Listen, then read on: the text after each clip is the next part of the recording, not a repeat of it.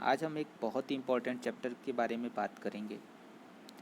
10th में ये जो चैप्टर है इसका नाम है अरिथमेटिक प्रोग्रेशन। समटाइम हम इसे अरिथमेटिक सीक्वेंस भी कहते हैं। ठीक है, तो अरिथमेटिक प्रोग्रेशन है क्या? इसे शॉर्ट फॉर्म में हम लोग एपी नाम से भी जानते हैं। ठीक है, तो arithmetic progression is a sequence of numbers. ये एक तरीके का नंबर्स का सीक्वेंस है जो किस तरीके से सीक्वेंस बनाता है, जो difference between the consecutive terms is constant. मतलब जो भी सीक्वेंस बनेगा नंबर्स का, उसमें दो कॉन्जिक्यूटिव नंबर्स होते हैं ना। कॉन्जिक्यूटिव का मतलब होता है लगातार। जैसे कि 2 के बाद अगर मैं 5 लिख रहा हूँ तो 2 और 5 अगर साथ में है तो ये लगातार है। तो कॉन्जिक्यूटिव टर्म्स इज़ कांस्टेंट। जो कॉन्जिक्यूटिव टर्म्स होगा वो कांस्टेंट होगा और इक्वल होगा, बराबर होगा। जैसे कि हम लोग एक एग्जांपल में बात करते हैं, 1 2 3 4 5 लिखा हुआ है। अब 1 के बाद 2 है, तो 2 से अगर 1 में माइनस करेंगे, 2 माइनस 1, तो ये 1 हो जाएगा। 3 से 2 माइनस करेंगे तो ये भी 1 हो जाएगा। 4 से अगर 3 माइनस करते हैं तो ये भी 1 हो जाता है। 5 से अगर 4 माइनस करते हैं तो ये भी 1 हो जाएगा। तो देयर इज ए सीक्वेंस। यहाँ पे एक सीक्वेंस है, 1 2 3 4 5 6 7, ऐसे ही कॉन्जिक्यूटिव ये नंबर्स बढ़ते जा रहे हैं लगातार ये। तो वही कह रहा है कि अरिथमेटिक प्रोग्रेशन एक तरीके के सीक्वेंस ऑफ नंबर्स होते हैं जिनके कॉन्जिक्यूटिव नंबर्स में अगर हम लोग सब्ट्रैक्शन करते हैं, डिफरेंस निकालते हैं, तो वो एक कांस्टेंट आता है जिसे हम लोग कॉमन डिफरेंस कहते हैं। अभी हम लोग बात करेंगे इसके बारे में। अब बात करते हैं सीक्वेंस क्या होता है। तो sequence is an arrangement of a number. Numbers का अरेंजमेंट होता है, नंबर्स को हम लोग रखते हैं उनके प्लेसेस पे इन अ डेफिनेट ऑर्डर। ठीक है ना, एक निश्चित ऑर्डर में हम लोग रखते हैं अकॉर्डिंग टू सम रूल्स। ठीक है ना, अब उसमें कोई रूल होगा, आइदर आप ऐड कर सकते हो या सब्ट्रैक्ट कर सकते हो। ठीक है ना, तो किसी न किसी तरीके से आप उस सीक्वेंस को बनाओगे। जैसे कि हम बात करते हैं कि 2 5 8 11 17। ठीक है ना, ये नीचे एग्जांपल दिया हुआ है। तो 2 में 3 ऐड है तो 5 है, 5 में 3 ऐड है तो 8 है, 8 में 3 ऐड है तो 11 है, 11 में 3 ऐड है तो 17 है। ठीक है ना, तो ये अरेंजिंग किया गया है ना। 2 के बाद 5 रखा गया है, 5 के बाद 8 रखा गया है, 8 के बाद 11 रखा गया है। और जितने भी नंबर्स ये आ रहे हैं इसमें 3 3 का डिफरेंस है। You are showing here, I am showing here, there are 3 difference between 2 numbers, right. तो यहाँ पे 3 3 का आपको डिफरेंस मिल रहा है। तो हम कह सकते हैं कि ये एक सीक्वेंस है। अब 2 5 8 11 एंड 17 जो है ये एक एपी होगा। अब एपी कैसे होगा?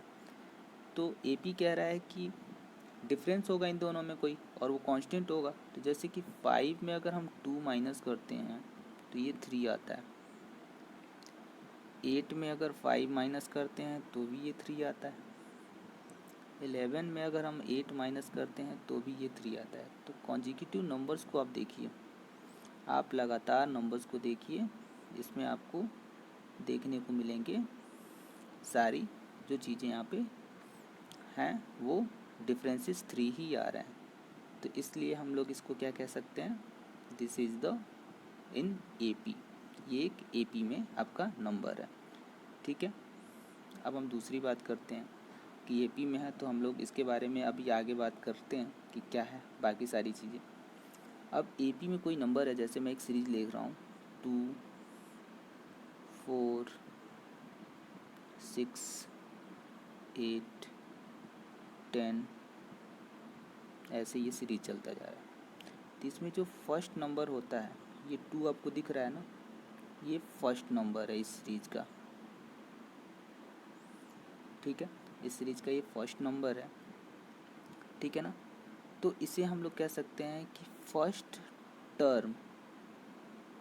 ठीक है ना, क्या कह सकते हैं, this is the first term of this sequence, या this is the first term of this AP. इस अरिथमेटिक प्रोग्रेशन का ये पहली संख्या है। ठीक है, अब पहली संख्या ये होगी तो इसके बाद दूसरी संख्या आएगी, ऑब्वियस सी बात है, ठीक है ना। तो this is the second term, this is the third term, this is the fourth term, ठीक है ना, ये आपको देखने को मिल रहा है। तो अब इसमें हम एक फार्मूला कैसे बना सकते हैं? इस फार्मूले को हम लोग को बनाने के लिए सबसे पहले क्या करना पड़ेगा कि हमें देखना पड़ेगा कि इसमें डिफरेंस क्या है। अब इसमें हम अगर देखते हैं कि क्या ये AP में है तो 4 - 2 करते हैं तो क्या आ रहा है 2, दो कॉन्जिक्यूटिव टर्म्स हैं। अब हम लोग एक और डिफरेंस को देखते हैं,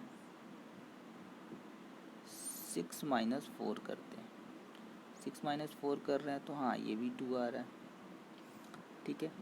8 माइनस अगर हम लोग 6 कर रहे हैं तो 2 आ रहा है। आप देख रहे हैं हर जगह यहाँ पे 2 दिखाई दे रहा है, मतलब कि तीनों यहाँ पे वैल्यू सेम है।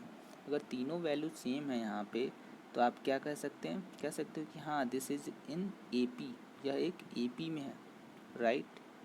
तो A को हम फर्स्ट टर्म मान रहे हैं और इसको हम लोग दिखा दिए ये 2 है।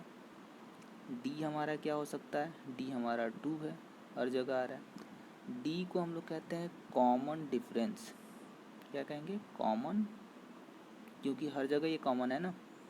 जब भी हम लोग डिफरेंस निकाल रहे हैं तो उसमें कॉमन आपका आ रहा है D, जैसे 4 में से 2 माइनस किया, 6 में से 4 माइनस किया, 8 में से 6 माइनस किया, तो जो डिफरेंसेज आ रहे हैं वो कितने के आ रहे हैं, 2 के आ रहे हैं, ठीक है ना। सभी में 2 के डिफरेंसेज आ रहे हैं, तो इसलिए यहाँ पे कॉमन डिफरेंस 2 हो गया है।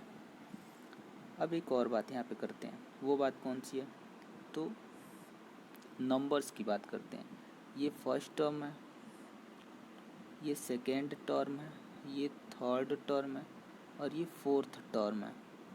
तो मैं टर्म कह रहा हूँ, ठीक है ना, कि फर्स्ट टर्म पे 2 है, सेकेंड टर्म पे 4 है, थर्ड टर्म पे 6 है और फोर्थ टर्म पे 8 है।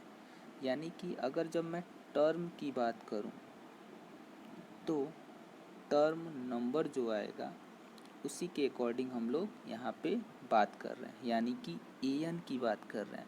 तो an यहाँ पे क्या दिखाया गया है, an is the nth term in the sequence. अगर जैसे a1 की बात करें, a1 मतलब कि a है, फर्स्ट टर्म है, जिसकी वैल्यू यहाँ पे 2 है।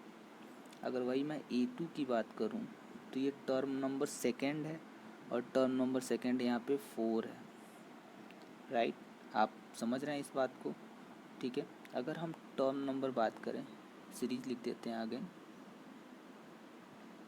अगर A3 की बात करें तो A3 मतलब टर्म नंबर कितना है, तीसरा, तो इसकी वैल्यू क्या होगी 6।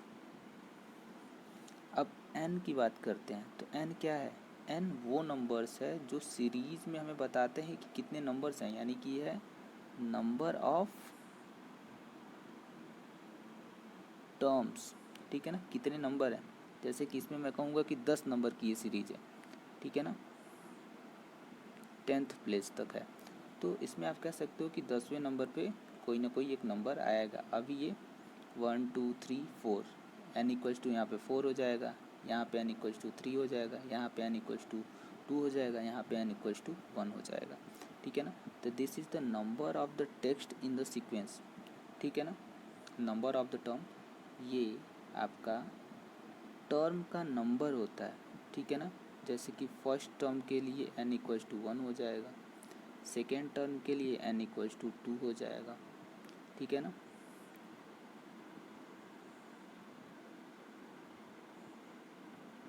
थर्ड टर्म के लिए n इक्वल्स टू 3 हो जाएगा, फोर्थ टर्म के लिए n इक्वल्स टू 4 हो जाएगा, फिफ्थ टर्म के लिए n इक्वल्स टू 5 हो जाएगा, 100 टर्म के लिए n इक्वल्स टू 100 हो जाएगा, ठीक है ना। तो this is the number of the term. दो बातों में आप कभी भी कंफ्यूज मत होइएगा। पहली कि an जो दिखाया जाता है, an ये nth टर्म नंबर है, ठीक है ना, nth टर्म नंबर, और जो n होता है वो number of the term in the sequence होता है। अब ये आपके सामने जो चीज़ें दिखाई दे रही हैं ये एक फार्मूला है। अब ये फार्मूला आया कैसे आपके सामने, an equals to a1 plus n minus 1 into D, ठीक है। an आपको पता हो गया, अब A1 पता हो गया, N पता हो गया और D पता हो गया। ठीक है, अभी मैंने आपसे बात किया कि ये जो 2 होता है वो होता है A, और 4 में से अगर हम लोग 2 माइनस कर देते हैं तो क्या बचता है, 2 बचता है, जो होता है D। D इक्वल्स टू 2 होता है ना। तो अगर हम A में D ऐड कर देते हैं, A प्लस D, तो यहाँ पे 2 + 2 इक्वल्स टू क्या हो जाएगा, 4 हो जाएगा ना। 4 कौन सा टर्म है, 4 दूसरा टर्म है। अगर हम लोग 4 में 2 ऐड करें तो ये क्या हो जाएगा, 6। 6 कौन सा टर्म है, ये तीसरा टर्म है। अगर हम 6 में 2 ऐड करें तो क्या हो जाएगा, 8। 8 कौन सा टर्म है, चौथा टर्म है। समझ रहे हैं बात को, यानी A में आपने ऐड किया D तो दूसरा टर्म आ गया। अब A प्लस D आपका ऑलरेडी दूसरा टर्म है, ठीक है ना। यहाँ देखिए दूसरा टर्म क्या है, A प्लस D है। अब इसमें आप D ऐड कर रहे हो तो A प्लस D इक्वल्स क्या हो जाएगा, A प्लस 2D, ये आपका तीसरा टर्म हो जाएगा। तो यहाँ पे A था, यहाँ पे A प्लस D होगा, यहाँ पे A प्लस 2D होगा, इसके लिए A प्लस 3D होगा और इसके लिए A प्लस 4D होगा। बातों को समझ रहे हैं। सबसे पहले क्या आया, A फर्स्ट टर्म, फिर उसके बाद A प्लस D, उसके बाद A प्लस 3D, उसके बाद A प्लस 4D।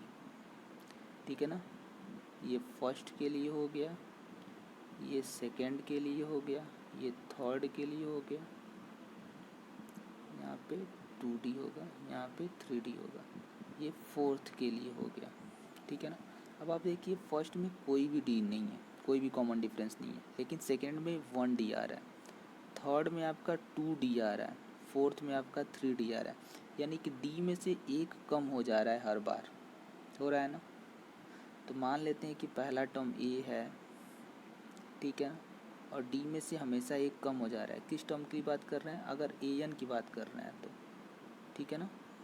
ये आपका A1 A2 A3 और A4 होगा, तो AN equals to A plus यहाँ पे N-1, ठीक है ना, N-1 इंटू D हो जाएगा।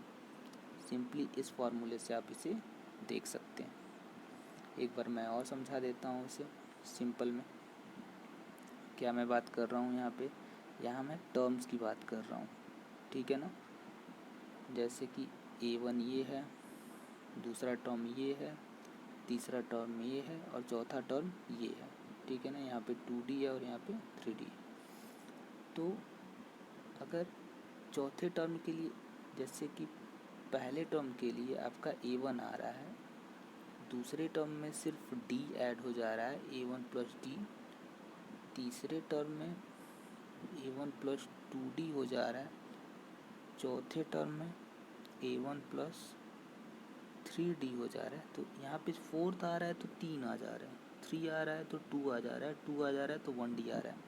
उसी तरीके से अगर AN होगा तो A1 तो हर जगह है, सभी जगह आपको 1 1 दिखाई दे रहा होगा। यहाँ देखिए आपको हर जगह 1 दिखाई दे रहा है,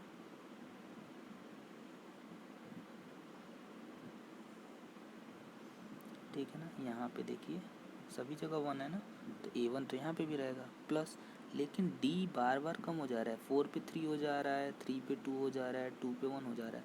तो N पे क्या होगा, N पे 1 कम होगा ना, तो N-1 इंटू D, ये आपका फॉर्मूला हो जाएगा, ठीक है ना। इसीलिए फॉर्मूला लिखा गया है AN equals to A1 plus N-1 into D। एक एग्जाम्पल इसके लिए लगा लेते हैं, ठीक है। जैसे मैंने कहा 2 4 6 8, इसमें मुझे 10वां टर्म निकालना है, 10th टर्म फाइंड आउट करना है। क्या है, फाइंड 10th टर्म, यानी कि A10 निकालना है, ठीक है ना। A10 की वैल्यू क्या है, तो हमारे पास फार्मूला है AN equals to A1 plus N-1। यहाँ पे हमारे पास A1 इक्वल्स टू क्या है, A1 इक्वल्स टू यहाँ पे 2 है, D कॉमन डिफरेंस क्या है, 4 माइनस 2 इक्वल्स टू 2। तो फार्मूले पे रखें यहाँ पे, तो A10 equals to 2 plus n की जगह पे 10 है क्योंकि 10वां निकालना है ना, और d की जगह पे 2 है। तो ये हो जाएगा 2 प्लस 10 माइनस 1 कितना होता है, 10 माइनस 1 होता है 9, 9 इंटू 2 यानी कि 2 प्लस 18 यानी कि 20, यानी कि आगे अगर हम चल के निकालेंगे तो 10th टर्म मेरा क्या आएगा, 20 आएगा। आई थिंक अब आप समझ गए होगे इस बात को, राइट।